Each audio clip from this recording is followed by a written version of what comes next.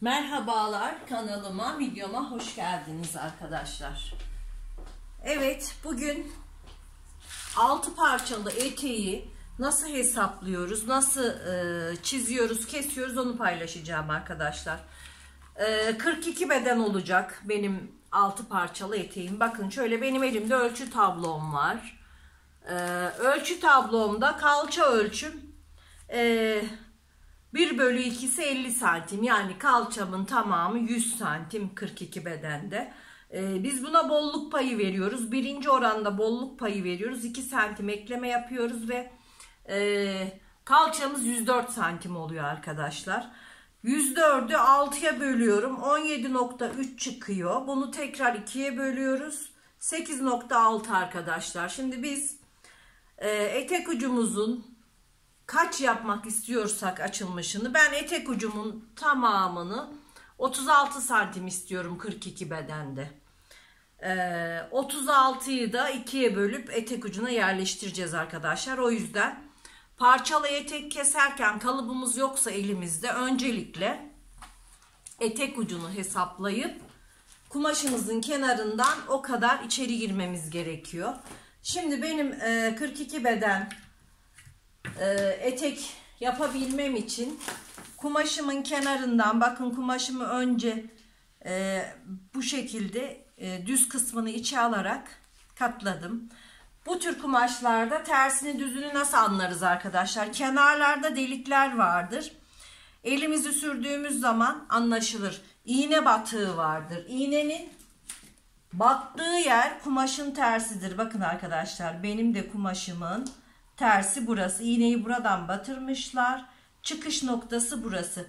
Elini sürdüğün zaman bu çıkış noktalarından anlayabiliyorsunuz.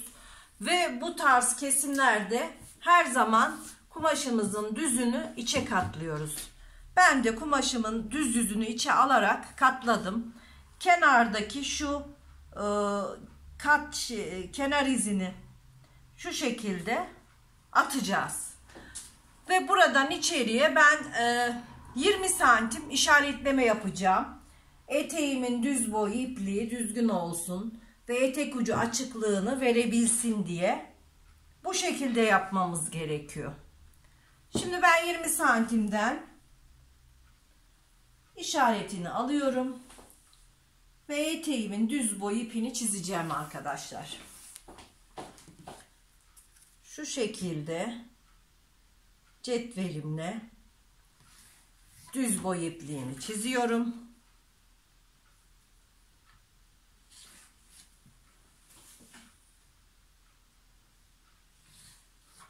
Evet. Şimdi bu tepeyi de düzeltiyoruz. Şöyle biraz aşağıdan alalım. 1 santim dikiş payı gerekiyor. Şu şekilde buraya da bir çizgi atıyorum ve buraya bir noktası diyoruz. Eteğimin beli lastikli olacak fakat kemerini sonradan takacağım. O yüzden buradan aşağıya kalça ölçüm olan 20 santimi iniyorum. Bunu da sağa ve sola uzatıyorum. Bakın arkadaşlar, hiç kalıp bilmeyen, dikiş bilmeyen arkadaşlar bu videoyu izleyerek bu şekilde kolayca kendilerine ya da başkalarına istedikleri parçalı eteği dikebilirler. Evet. Şimdi buraya kalça ölçümü yerleştireceğim. Buraya da kalça ölçümü yerleştireceğim. Çünkü eteğim lastikli olacak. Bel ölçüsü kullanmayacağız. Niye derseniz fermuarlı kemerli olmadığı takdirde lastikli yapacağımız etek olsun, pantolon olsun, kalça ölçüsü belde uygulanır. Çünkü rahat giyip çıkabilmek için. Eğer buraya bel ölçüsü kullanır, buraya kalça ölçüsü kullanır, lastikli yaparsak bu eteği giyip çıkaramayız arkadaşlar. Şimdi benim ölçüm 17,3'tü. 8,6 bir tarafa, 8,6 da bir tarafa işaretliyorum. 8,6 da buraya işaretliyorum. Aynı ölçüyü bele de taşıyorum. 8,6, 8,6. Ben yapıyorum. Şimdi kalçayı buraya taşıdık ama belde biraz hafiften içe girme olsun, lastik çok bol olmasın diye birer santim buralardan içeri girebiliriz isterseniz. İstemezseniz girmenize gerek yok. Ama ben giriyorum ve daha güzel oluyor. Şu şekilde burayı çiziyorum. Şimdi burayı da çiziyorum. Şimdi buradaki 8.6'ları etek ucuna taşıyacağız ama önce etek boyumuzu ayarlayacağız. Şimdi ben etek boyumu şöyle 95'ten çalışacağım. 2 santim, 1,5 santim de dikiş payı vereceğim. Şimdi 1,5 santim dikiş payı verdiğim yerden etek ucunu kapatıyorum. Şu şekilde kapatıyorum. Ve bakıyorum etek ucum gözüküyor mu? Evet, gözükmüyor şu anda. Şöyle etek ucunu alıyorum. Etek ucu gözüksün diye. Şimdi 1,5 santim verdiğim yerden etek ucunu kapattım. Ve 8.6'yı buraya taşıyorum. 8.6'yı tekrar bu tarafa da taşıyorum. Ve eteğimin ucuna ekleme yapacağım arkadaşlar.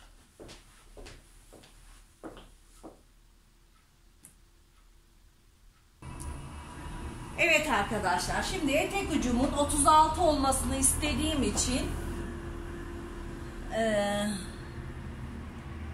şöyle 18 santim burayı işaretliyorum.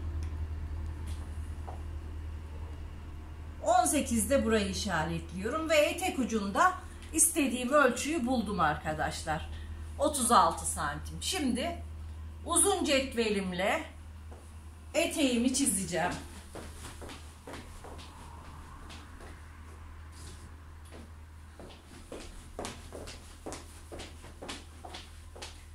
Evet arkadaşlar, şimdi etek ucuyla kalçamızı bu şekilde birleştireceğiz. Şimdi hemen kamera açısını ayarlıyorum. Şu şekilde. Bakalım nasıl ayarlayacağız. Evet, şu şekilde gözüküyor. Evet arkadaşlar, şimdi burası kalça, burası da etek ucu ve ben metremi koyuyorum. Metremle geldiği gibi burayı birleştiriyorum. Şimdi diğer tarafı da aynı şekilde birleştiriyorum.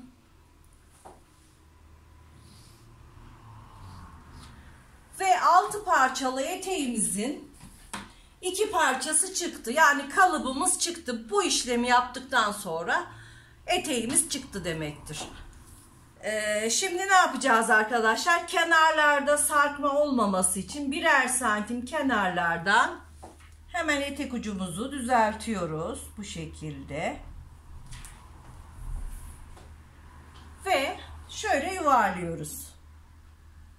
Riga cetveliyle de olabilir. Şu an yanımda olmadığı için ben şöyle elimle yuvarlamak istedim. Evet arkadaşlar, şimdi kenarlardan ve belden birer santim pay vererek eteğimizi keseceğiz. Etek ucundan 1,5 santim payımızı vermiştik zaten. Şimdi hemen birer santim göz kararı dikiş payımı vererek eteğimi kesiyorum. 42 beden birinci bollukta kalıbım da çıkmış oluyor.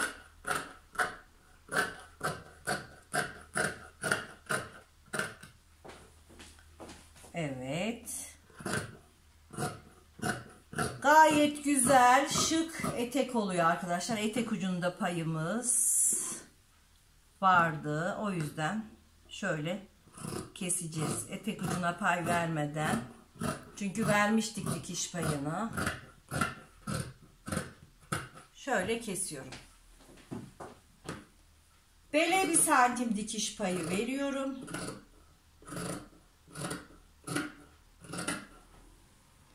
Yana da 1 santim dikiş payı vererek 6 parçalı 42 beden eteğimi kesiyorum.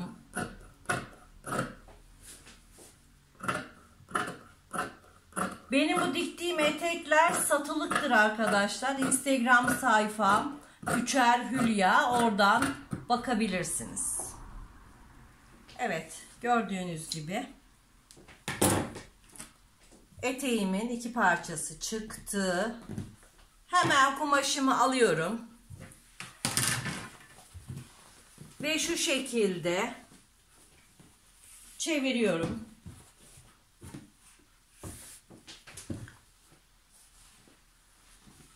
Ve şöyle katlayalım mı, gerek yok.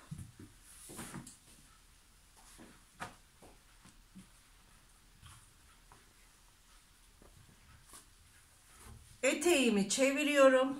Düz boy ipliğine dikkat ederek bu şekilde sereceğim. Evet, düz boyuna dikkat ederek bakıyorum eteğim. Evet arkadaşlar, bakın eteğimiz bu şekilde. Şimdi ben bundan 6 parçaya tamamlayıp kesiyorum arkadaşlar. Videomuz çok uzun sürmesin. 6 parçaya tamamlayıp kesip dönüyorum. Evet arkadaşlar, bakın gördüğünüz gibi 6 parçalı eteğimizin kesilmiş hali böyle. Düz yüzlerinden overlock çekeceğiz. Sonra düz makinede birleştireceğiz. Sonra lastikli kemer takacağız beline ve eteğimiz bitmiş olacak. Bugünkü videomda 6 parçalı etek nasıl kesilir, kalıpsız nasıl kesilir, pratik olarak onu anlatmaya çalıştım. Bir dahaki videoda görüşmek üzere arkadaşlar. Hoşça kalın, sağlıkla kalın.